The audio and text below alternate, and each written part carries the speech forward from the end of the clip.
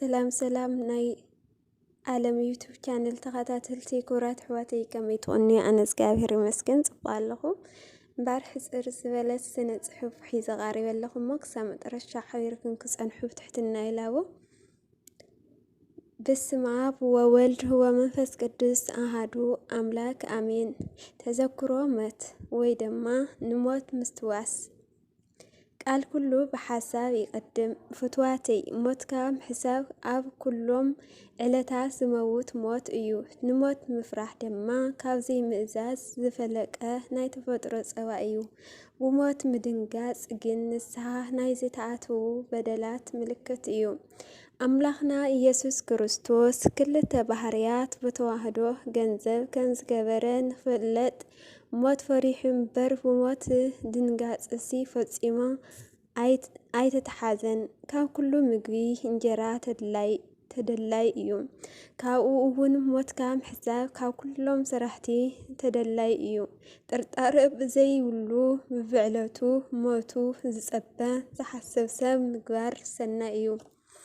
ንሞት ንዝከረሎ መገዲ ብዝግባእ ምፍላጥ የድሊ ሓደ ብሓይሊ ልማድ ተደፋፊኦም ኣብዚሖም ኃጢአት ካብ ምስርሖም ዝተለዓለ ብትሕትና ኮይኖም ንኽሞቱ ይጽልዩ በቐቢጸ ተስፋ ወይ ድማ ተስፋ ምቑራጽ ወዲቖም ንስሐ ከኣትዉ ዘይደልዩ ሞቶም ዝሓሱ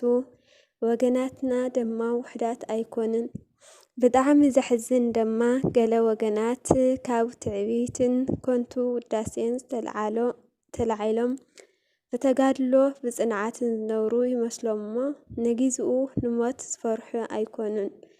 ሓደ ድማ ካብ ግብሪ መንፈስ ቅዱስ ተላዒሎም ብሞት ንኽውስኑ ይልምኑ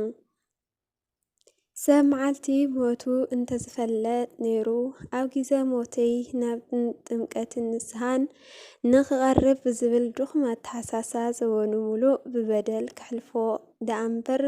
ፈጺሙ ናብ ድሕነት ኣይተመለሰን ካብ ዝጸንሐ ልምዱ ዝተለዓለ ብኽፍኣት ጸኒዑ ፈጽም ክቃናዕ ዘይክእል ኮይኑ ይተርፍ ካብዚ ይምሓረና ኣሜን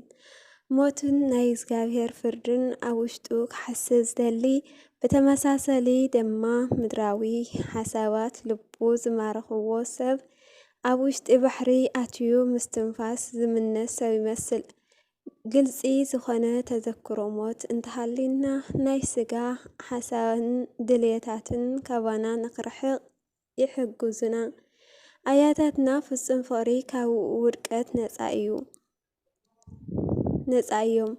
ኢሎም ከም ዝተናገሩ ኣነ ድማ ብግለይ ሓቀኛ ዝኾነ ናይ ተዘክሮ ሞት ስምዒት ካብ ፍርሓት ነፃ ምዃን ከም ዝኾነ ይምነ ሓደ እዋን ሓደ ግብፃዊ መነኮስ ከምዚ ኢሉ ኣብ ልበይ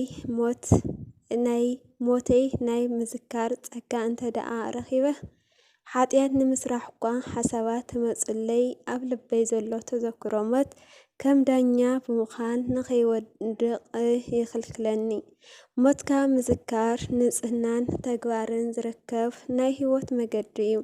ስለዚ ደማ ፍትዋት ደቂ ኣምላኽ ወንጀል ተዳልዩልኩም ጽንሑ